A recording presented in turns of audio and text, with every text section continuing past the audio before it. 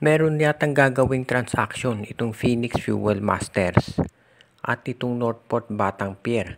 Pero mukhang masasama dito itong San Miguel Beer at baka dito na maresolba yung paghahanap ng San Miguel Beer ng isang power forward na may 3-point shooting. Ang original daw na plano, ite-trade nitong Phoenix Fuel Masters itong si Ken Taffin, yung kanilang power forward wingman, para dito kay Joshua Monson. So ang mangyayari, si Monson mapupunta sa Phoenix at itong si Ken Taffin naman mapupunta sa Northport Batang Pier. Pero mukhang ang mangyayari dyan, kapag nalipat itong si Taffin dito sa Northport, ay iti-trade agad sa San Miguel Beer para dito kay Vic Manuel.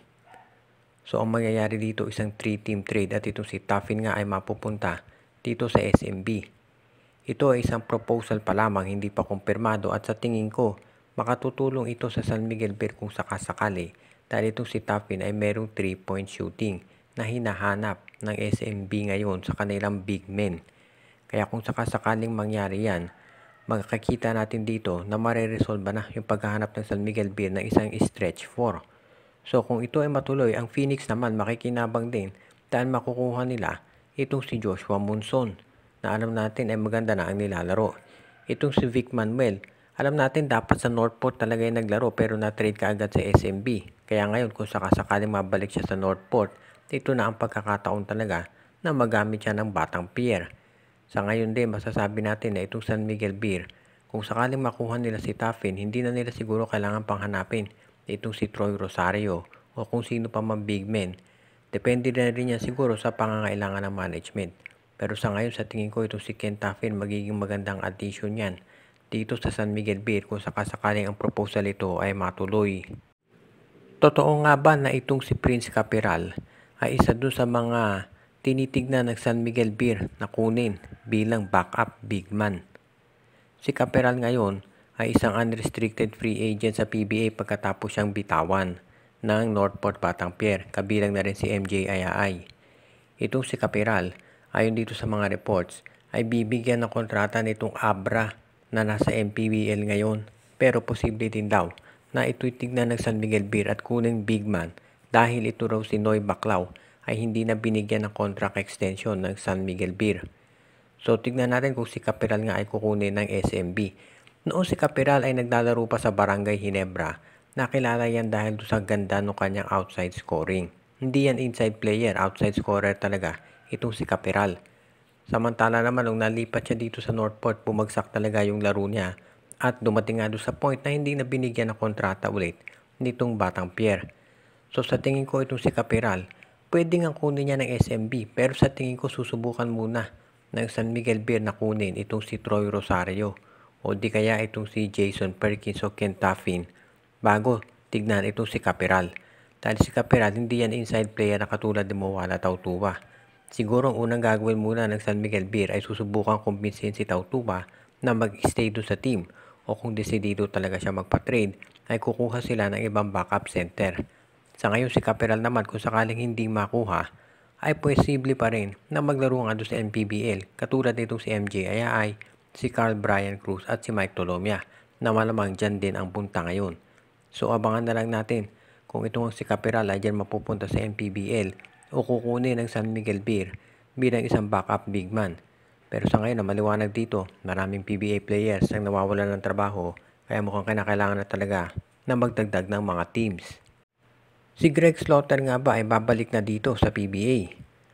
Okay naman daw ang kontrata nitong si Greg dito sa Japan pero mukhang determinado raw ang SMC na ibalik na itong si Slaughter at kung sakasakali, baka sa Ginebra siya ulit maglaro. Sa ngayon kasi parang nangangailangan daw ng big man ang Barangay Ginebra at tinitignan nila na kahit short-term solution lang itong si Greg Slaughter ay kukunin nila. Hindi na bata itong si Greg pero mukhang determinado ang Barangay Ginebra na makuha ang serbisyo ng dati nilang center. Sa ngayon kasi mukhang tinitignan nitong Barangay Ginebra yung posibilidad na ito si Greg Slaughter ay maibalik. Siyempre ang rights ni Slaughter ngayon ay nandito sa Northport Batang Pier pero ang Barangay Ginebra kumpiyansa na makukuha nila ito mula sa Northport. Bibigyan lang nila ng magandang offer.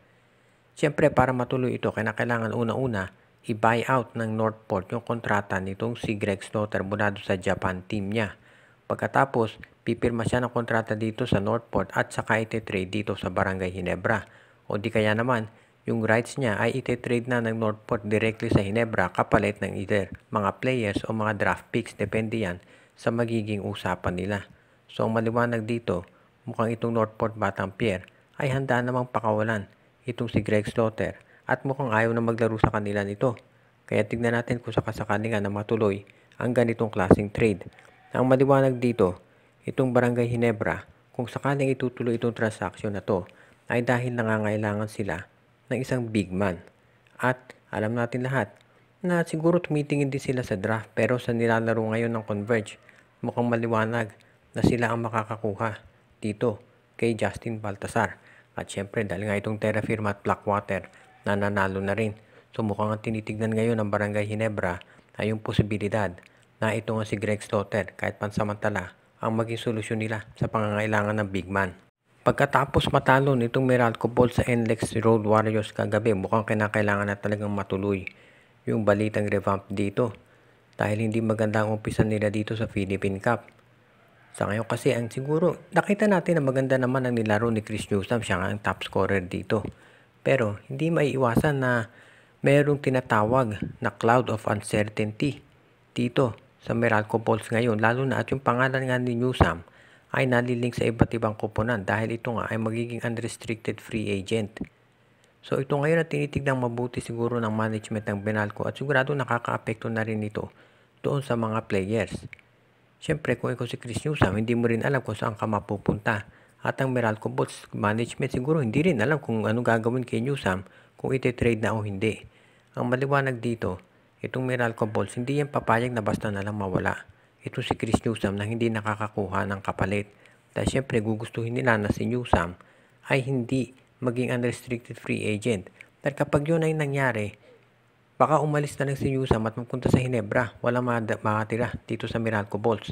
Kaya ang gagawin nila siguro, ite-trade muna si Newsome. At pag na-trade na yan at nabigyan ng bagong kontrata ng Converge o kaya ng iba pang team, at least may makukuhang kapalit itong Meralco Balls. At yan ngayon ang kanilang kinukonsidera. Dahil syempre kung ikaw Meralco, gusto mong matiyak na meron ka rin namang makukuhang player at hindi ka kumbagay mawawala na basta-basta katulad nung nangyari dito kay Nards Pinto at kay Jared Dillinger na mga naging unrestricted free agents at lumipat sa Barangay Ginebra.